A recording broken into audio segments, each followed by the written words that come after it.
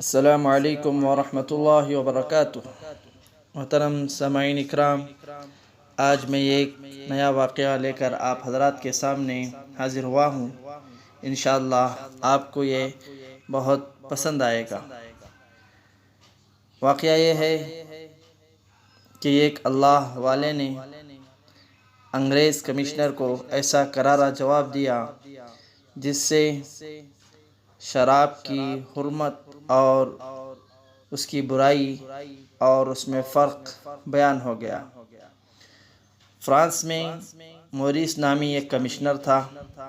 Commissioner نے ایک ضیافت میں دمشق کے معززین، شیوخ اور علماء کو مدعو کیا۔ اس ضیافت میں ایک سفید دستار باندھے، دودھ کی طرح سفید داڑھی والے بزرگ بھی آئے ہوئے تھے۔ اتفاق سے ان کی نشست کمشنر کے بالکل سامنے تھی۔ کمشنر نے دیکھا کہ بزرگ کھانے میں ہاتھ ڈالے مزے سے ہاتھوں کے ساتھ کھا رہے ہیں، جبکہ چھری کانٹے اس کی میز پر موجود ہیں۔ ایسا منظر دیکھ کر کمشنر صاحب کا کراہت اور غصے سے برا حال ہو رہا تھا۔ نظر انداز کرنے کی بہت کوشش کی مگر اپنے آپ پر قابو نہ پا سکا۔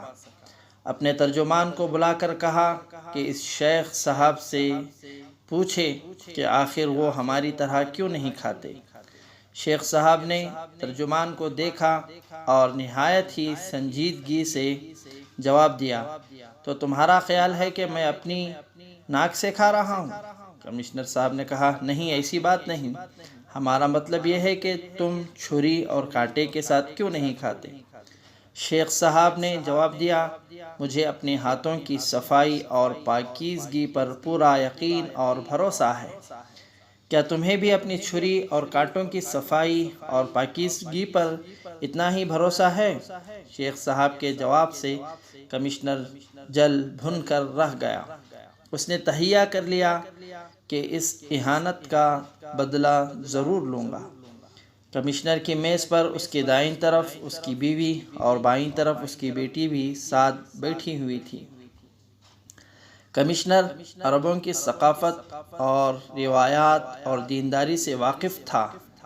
مزید برآں اس نے اس ضیافت میں شہر کے معززین اور علماء کو مدعو کر رکھا تھا، مگر ان سب روایتوں کو توڑتے ہوئے اس نے اپنے لیے شراب منگوائی اور شیخ صاحب کو جلانے کی خاطر نہایت ہی طمطراق سے اپنے لیے اور اپنی بیوی اور اپنی بیٹی کے لیے گلاسوں میں شراب ڈالی۔ اپنے گلاس سے چسکیاں لیتے ہوئے شیخ صاحب سے مخاطب ہو کر کہا، سنو شیخ صاحب، تمہیں انگور اچھے لگتے ہیں اور تم کھاتے بھی ہو، کیا ایسا ہی ہے نا؟ شیخ صاحب نے مختصراً کہا، ہاں بالکل صحیح۔ کمشنر نے میز پر رکھی ہوئی انگوروں کی طرف اشارہ کرتے ہوئے کہا، یہ شراب ان انگوروں سے نچوڑی ہوئی اور نکالی ہوئی ہے۔ تم انگور تو کھاتے ہو مگر شراب کے نزدیک بھی نہیں لگنا چاہتے۔ ضیافت میں موجود ہر شخص کمشنر اور شیخ صاحب کے درمیان پیش آنے والے اس ساری صورتحال سے آگاہ ہو چکا تھا۔ سب کے چہروں سے نادیدہ خوف کے سائے نظر آ رہے تھے اور ہر طرف خاموشی تھی، مگر شیخ صاحب کے نہ تو کھانے سے ہاتھ رکے اور نہ ہی چہرے پر کوئی پریشانی آئی اور نہ ہی ان کی مسکراہٹ میں کچھ فرق آیا۔ کمشنر صاحب کو مخاطب کرتے ہوئے شیخ صاحب نے کہا، یہ تیری بیوی ہے اور یہ تیری بیٹی۔